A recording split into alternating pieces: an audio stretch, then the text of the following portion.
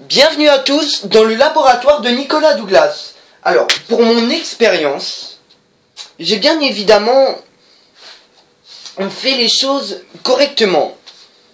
Alors, pour représenter les filles moches, j'ai simplement pris cette boîte de thon, tout ce qu'il y a de plus normal.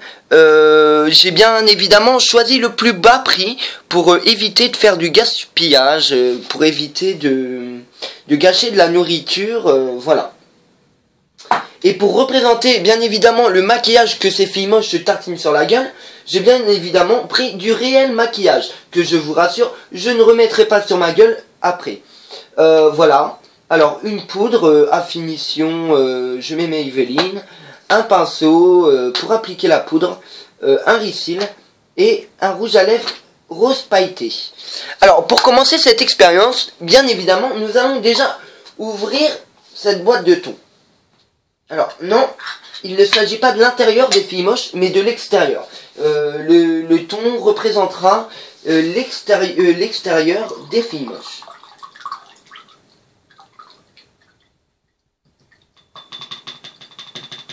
Voilà. Déjà, je verse le jus pour... En tout cas, cette fille moche est vraiment grasse, bien huileuse. Alors voilà, nous avons notre boîte de thon, voilà, du thon, voilà. Maintenant, première étape, bien évidemment, la base de lissage, la base du maquillage, le fond de teint, la poudre. Alors voilà, je vais premièrement appliquer une couche bien épaisse de poudre comme le font ces filles moches. Parce que bien évidemment, pour elles, pas de maquillage sans en mettre des tonnes. Alors, on tartine, quitte à user le pot. Une fois que notre pinceau est bien peinturé de fond de teint, nous pouvons commencer à l'appliquer sur cette fille moche. Enfin, cette boîte de thon pour cette expérience, mais je vous rappelle que ça représente une fille moche. Alors, nous allons pouvoir commencer à tartiner cette boîte de thon de fond de teint. Alors, voilà. Voilà. Une deuxième petite couche, au cas où cela ne suffise pas. C'est totalement dégueulasse. Ne faites pas ça chez vous. C'est totalement dégueulasse. Et pour les plus sensibles de l'estomac, vous risquez de gerber vos tripes. Alors, nous rajoutons une seconde couche de poudre. Voilà. Une seconde couche, elle aussi, bien épaisse. Et voilà, le thon a eu... Enfin, la fille moche a eu sa première couche de fond de teint. Alors, résultat des courses. Déjà d'une, nous pouvons apercevoir que la fille moche a besoin de s'acheter une poudre tous les jours, puisque celle-ci graisse sa poudre. Voilà, la poudre devient huileuse, ainsi que le pinceau, totalement huileux, totalement dégueulasse. Donc, j'ai une poubelle à côté de moi, et ces deux ustensiles, nous allons bien évidemment les mettre à la poubelle. Bon, pour la seconde étape de cette expérience, j'ai envie de boire un coup. Non, je déconne, c'est le jus que j'ai vidé du thon, c'est totalement dégueulasse.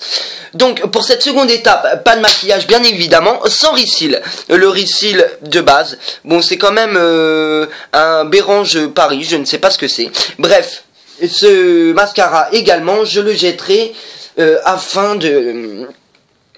Ça serait tout de même con que ma mère se maquille avec.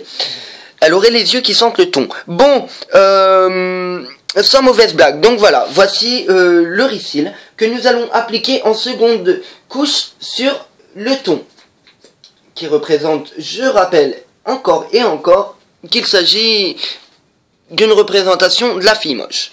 Alors, nous allons commencer à tartiner ce thon de Risil.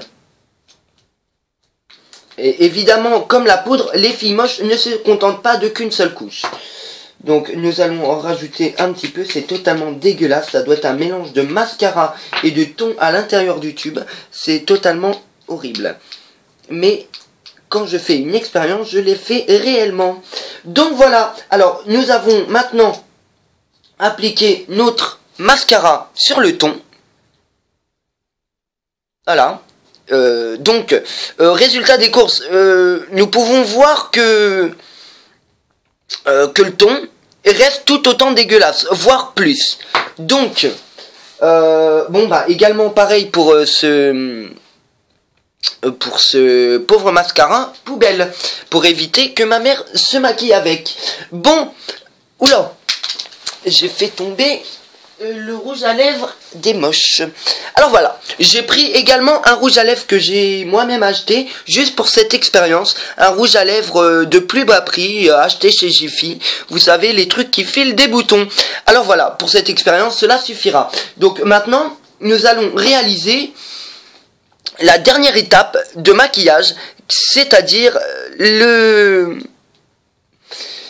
rouge à lèvres. Donc, nous allons maintenant tartiner ce ton, qui, je rappelle, depuis le début, représente la fille moche, de ce fameux rouge...